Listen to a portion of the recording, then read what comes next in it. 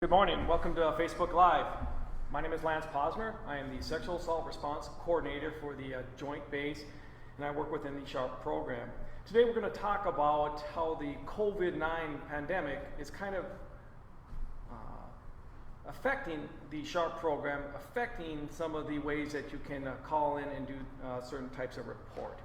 Today we have Sergeant First Class Rivera. She is the First Corps Lead SARC, and good morning. Good morning. Sergeant Rivera, with the pandemic going on, there's been some questions in reference to, is there a change in how we report a sexual assault? And I know we do have the 24-hour sexual assault hotline. How has that affected it? So, Mr. Posner, to answer your question, there's been no changes in how we respond to any potential victims of sexual assault and sexual harassment. But however, due to the COVID-19, we've adjusted some things according to Medcom guidance. So I have a primary alternate on-call, SARC and or victim advocate. Upon receiving the phone call, if a victim says, okay, I might want to get a sexual assault forensic exam done, my on-call is either allowed to meet them face-to-face, of course, utilizing social distancing, with face covering. That's upon the victim's request, if that's what they want. If they say, you know what, I'm okay, I'd rather go to the ER first by myself, get the sexual assault forensic examination done, and then link up with my primary and alternate on-call SARC or victim advocate, then they'll go ahead and meet again with face coverings and social distancing. But the end state of everything is that my SHARP Nation here on JBLM, we are 110%. We're here for every victim, any potential victim, any type of questions you may have that might fall under the SHARP umbrella, or if it doesn't fall under the SHARP umbrella, we are here to service you and to take care of you. And safety is number one. All right. So bottom line up front, if somebody needs assistance when dealing with sexual harassment or sexual assault, they can contact the JBLM 24-hour hotline. Yes, sir. Gotcha. And of course, that number will be in the comment section. Well, thank you so much for your time. We really appreciate that because, you know, we want to make sure that if somebody needs help, they understand that we're really open for business, and please contact us.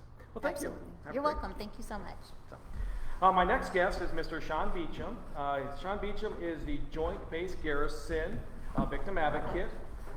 And we're going to have a little bit of discussion in reference to talking about bystander intervention. We do training quite a bit, and that's one of the subjects that have been coming up. Really, what is the bystander intervention process? So Sean, with that being said, would you like to introduce yourself again a little bit and then answer that question? Sure. Good morning. My name is Sean Beecham. I am the Joint Base Garrison Victim Advocate. And to key on Lance's question was the bystander intervention. All right, first thing you got to do is you got to notice the event. If the event that you see may be considered inappropriate, that's identifying the event. Second thing is you have to interpret whether the event is an actual problem. You may see some playful banter back and forth, but it may not necessarily be a problem unless it's in the workplace. If there's anything in the workplace, then it's definitely a problem. The third thing you have to do is accept the personal responsibility to intervene. All right, you can just say, yes, I'm going to do this, or hey, I'm going to go ask somebody else to do this. But if you wait, and you wait to see if anybody else is going to intervene on their behalf, then what else happens? They're just going to get either assaulted, harassed, or some kind of other problems. Fourth thing is decide how to intervene. We use the 3D method, that is the direct, distract, and delegate method. I'll go further into that here in a second, Lance. And then once you evaluate the system and once you evaluate the situation and can pick which of the 3Ds you want to use, then you can intervene on somebody else's behalf. Okay. So you mentioned the 3Ds and all that. When talking about the 3Ds, what do you really mean by that? So the 3Ds is how we like to intervene, or how we recommend intervention. The first one is the direct approach. Walking up and actually addressing the perpetrator or addressing the situation as to what's going on. And that could be walking up to the person and pulling out the victim and saying, hey, let's go over here and talk. or telling the perpetrator, hey, look, what you're doing is wrong, please stop. The second one is a distraction. That is the one where you could be either at the club or you could be at a workplace, and you can say, hey, perpetrator or whatever, you can say, hey, your car is being towed, or hey, the supervisor is looking for you. Just get either one of the individuals out of the situation, right? And then the third one is delegation. That's where you can actually, if you fear for your safety of intervention, then you can go up and talk to somebody else and say, hey, this is what I'm witnessing. Can you go intervene on this person's behalf? Okay, so I'm at the club, and I see something going on that looks inappropriate. Somebody could be feeding somebody drinks, not drinking themselves, but just the red flags are going out. So I go up to that individual and say, hey, knock it off. We see what you're doing. Why are you feeding this individual with drinks? Okay, I don't feel comfortable with that individual. They look, or maybe my personal safety could be in jeopardy and all that. That's when you're saying then I can delegate and maybe ask the bouncer or the bartender to intervene in my behalf. Yes, Lance. Okay, gotcha. And I did pick up on the bottom line is, don't wait to see if somebody's going to step in, because sometimes it may be too late. It's, you see something, step in and just do something. Don't turn a blind eye. Well, thank you. I notice a lot of times that individuals, if they don't go in with a game plan in reference to how they want to intervene in any type of situation, or at least think about it, hey, if I see this happening, they're not willing to act. So that's good to at least think about the process of, if I see this going on, I'm going to do something and not turn a blind eye. Well, thank you. In our training, of course, we get a lot of questions about reporting and who is mandatory reporters. And of course, when talking about mandatory reporting, when you're talking about a service member, active duty, and their dependents 18 years and older. So if a soldier or service member ends up reporting a sexual assault within a unit, who are the mandatory reporters?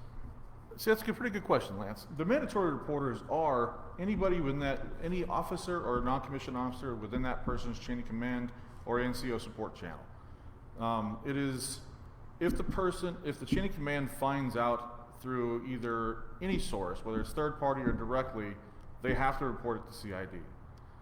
If the victim is not part of the chain of command and can still actually have their reporting options intact, they can at least call the 24-hour hotline as well as contacting their brigade SARC. Okay. So of course, when a soldier has the option to call the SHARP hotline or talk to their brigade representative, but a DA civilian. So if a DA civilian is dealing with a sexual harassment or a sexual assault, what are their avenues? Who would they go talk to? Can they come talk to you? Yes, they can actually come talk to either myself or Lance in reference of the situation. We may not be able to fill out any true paperwork on them, but we are linked in with Safe Place down in Olympia Lacey. We are linked in with Rebuilding Hope. We are also linked in with the Vet Center, depending on the situation. And we can help and get the resources available to this person and actually steer them in the right direction. Okay. And of course, when dealing with sexual harassment itself, if anybody comes to our office, whether they're a supervisor, a soldier, DA, civilian, we can absolutely walk them through the whole process and how they want to deal with it, whether it's formal, informal, or actually reporting it through whatever process, maybe even going to the EO office. So, Lance, one of the good things about how we operate as the Joint Base Garrison is we have touch points with so many different agencies and systems on post that we can actually give resources and available resources to individuals by coming to us, and we can actually direct them to these different places. Okay. And I know we mentioned service members in that. Well, what if I'm the Air Force or the Navy, the Marine? Can they contact the JBLM 24-hour hotline? Yes. Okay, so it doesn't matter what service you're in, they can still help you because we're one program overall that falls under the SAPR program. Correct. Okay, thank you. So, well, we got a couple questions that came in. We got one from Martha, and can the Air Force personnel, okay, we just already answered that the Air personnel can use the SHARP services. It actually is called the SAPR services. Mm-hmm. And one thing to understand is if a service member comes to the SHARP program and reports a sexual assault, just be aware that we can absolutely keep it confidential depending on who knows about it, but the paperwork and documentation behind the scene does get transferred to their service. So we would end up transferring it over to the Air Force, Navy, or Marine for the paperwork. So Lance, one of the questions that we come across often in training is, how do we sign up for annual refresher training? Oh, that's good. And it sounds difficult, but it's really not. The link to the time tab sign up should be in the actual comments below. We do training 3 times a week. 2 of those trainings are face-to-face refresher training in Building 2013, Room 111 at 09. If you sign up through time tabs, you can come to the training. We do have the social distancing. The audience wears masks. Giving classes a little rough to talk in masks, or the coverings. You can still sign up for time tabs and come to those classes. If you are available to come, please stop by. We have a maximum of 20 participants at each class. That's what we cap out at, so we can maintain social distancing. But we are doing those classes every Monday and Thursday. For the individuals that are considered high risk or teleworking and that cannot come in, on Thursdays at 1300, we are doing a virtual online class, also signed up through time taps. And when you sign up in time taps, it'll actually give you the link and the phone number to call, so you can watch and now listen to the entirety of the class. The max participants for that are 30, but we do require you to sign up through time taps to just get into it, so we can actually track who's there and how they got in. So what if a service member wants to complete their annual training, or a squad leader says, hey, I need to get this knocked out? Who do they contact? They can contact their company and battalion and brigade reps, except for the ones that we have an MOA with. The battalion reps and the company reps should be able to knock out the majority of their individual face-to-face refresher training requirements, and then the brigade SARCs and brigade victim advocates should be just overseeing those and helping out with them as necessary. Okay. And then one of the questions that we do get during training is that individuals ask, if I come to you and report a sexual assault, and you as a victim advocate, do you have to tell anybody if I come tell you, victim advocate, that I've been sexually assaulted? In what ways, Lance? Are we talking? You as a victim advocate, and I need to just talk to somebody about a sexual assault. Okay. What I tell you, does that stay confidential? Yes. Whatever you tell me in reference to the sexual assault, we are both credentialed under DSAP. We can both talk about talk about sexual assault with confidentiality, and we don't have to tell anybody unless you break a couple of the mandatory reporting options, which we can talk about those at a later time. And whatever you tell us stays with us until we talk about your reporting options, and depending on the reporting option will depend on what we or who we tell and how we tell them. Okay. And of course, we're aware of the 2 reporting options. You got restricted and unrestricted. Correct. And I come in and talk to you, hey, I want to keep it restricted, and that's where, of course, the confidentiality stays with you. Yep. And you may have to fill out some documentation and paperwork, but your story, your name doesn't really go anywhere. Correct. If I decide to do the unrestricted, it still stays with the need to know that it's only going to be the individuals that fall within the chain of command. Yep. And even then, the story of the incident stays with the victim advocate. The Correct. story itself is never really disclosed in any aspect. That is correct. Okay. I never just go and tell everybody's story. There's no way possible. That's a very, very individualized discussion, and whatever I tell the chain of command is very a need to know only, and what they don't need to know, I don't tell them. Okay, well, thank you. Gotcha. Got another question from Nancy.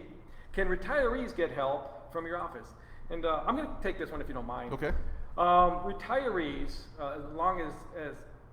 along with DOD employees, absolutely can use the SHARP services from the garrison. We have the ability to help that individual with services on outside organizations, or if they're entitled to TRICARE or entitled to legal, we can absolutely advocate for those individuals. Retirees as a whole, even though they're not an active duty service members and dependent 18 years or older, they can absolutely contact us and we can walk them through that. Well, thank you so much, Sean, for coming today. Thank you. I would like to just point out that the bottom line is why we wanted to come together and talk today is that if you need assistance when it comes to sexual harassment or sexual assault and you need help, please contact somebody. You can contact the JBLM hotline. You can contact the JBLM SHARP office. You can contact your brigade, your chaplain. The bottom line is please reach out and talk to somebody because nobody should have to suffer in silence. Thank you so much. Thank you for having us.